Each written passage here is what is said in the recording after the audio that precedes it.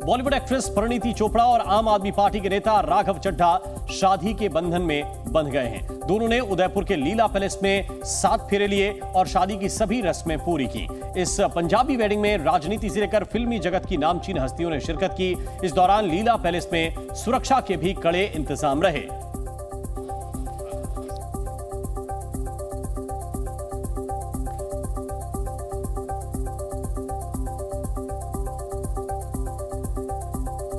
राघव चड्ढा की बारात बहुत ही खास अंदाज में निकली। परिणीति को लेने के लिए राघव चड्ढा कार और घोड़ी से नहीं बल्कि फूलों से सजी बोट से पहुंचे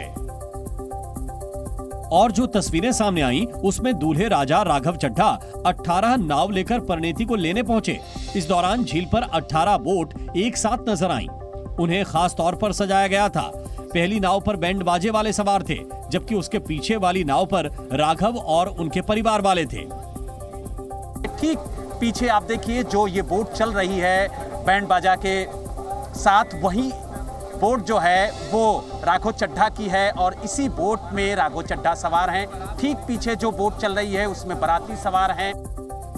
राघव चड्ढा के ठीक पीछे वाली नाव पर दिल्ली के सीएम अरविंद केजरीवाल और पंजाब के मुख्यमंत्री भगवंत मान अपने परिवार के साथ सवार थे। के पीछे जो दूसरी बोट है उसमें जो दिल्ली के मुख्यमंत्री अरविंद केजरीवाल हैं उनका परिवार है, साथ ही जो भगवंत मान है उनका परिवार है और कुछ खास मेहमान दूसरी बोट में मौजूद हैं।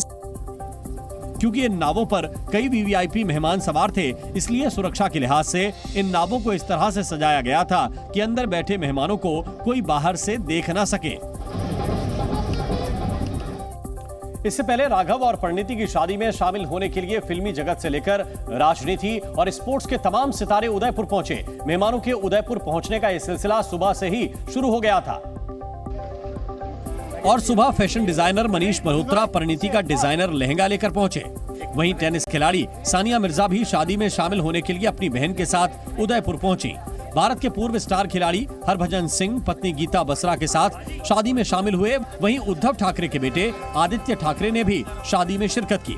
आदित्य ठाकरे से जब राजनीति पर सवाल पूछा गया तो उन्होंने जवाब देने से ये कहकर इनकार कर दिया कि आज राजनीति है। राजनीति नहीं, आज राजनीति है। फिल्मी जगत के अलावा दिल्ली के सीएम अरविंद केजरीवाल और पंजाब के मुख्यमंत्री भगवंत मान भी शादी में शामिल हुए।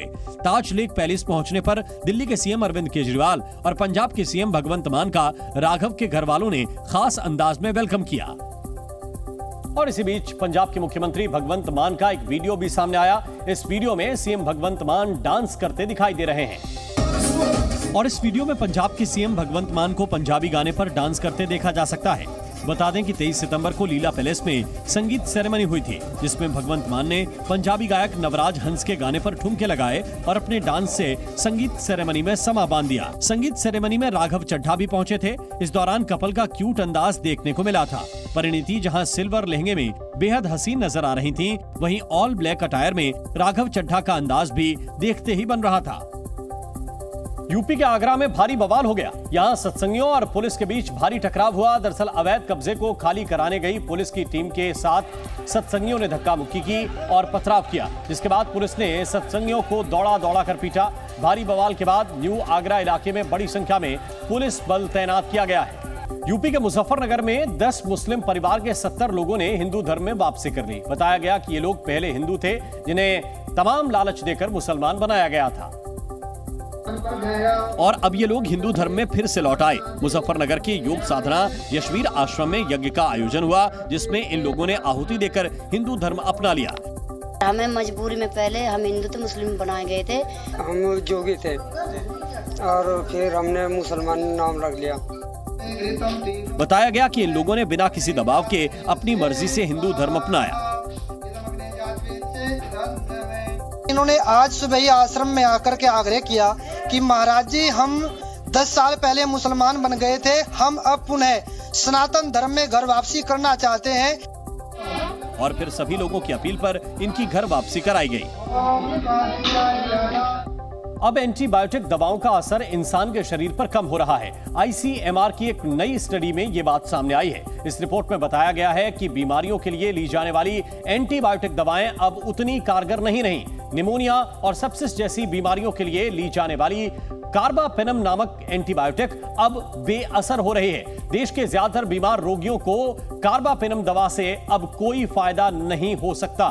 स्टडी के मुताबिक एंटी माइक्रोबियल दवाओं के दुरुपयोग की वजह से यह नौबत आई है, जिससे एंटीबायोटिक्स, एंटीवायरल और एंटी फंगल दवाओं के प्रति प्रतिरोध पैदा हो गया है। आईसीएमआर ने 1 जनवरी से 31 दिसंबर 2022 के बीच देश भर के 21 अस्पतालों से जो आंकड़े जुटाए, जिनमें करीब 1 लाख कल्चर आइसोलेट्स का अध्ययन किया गया।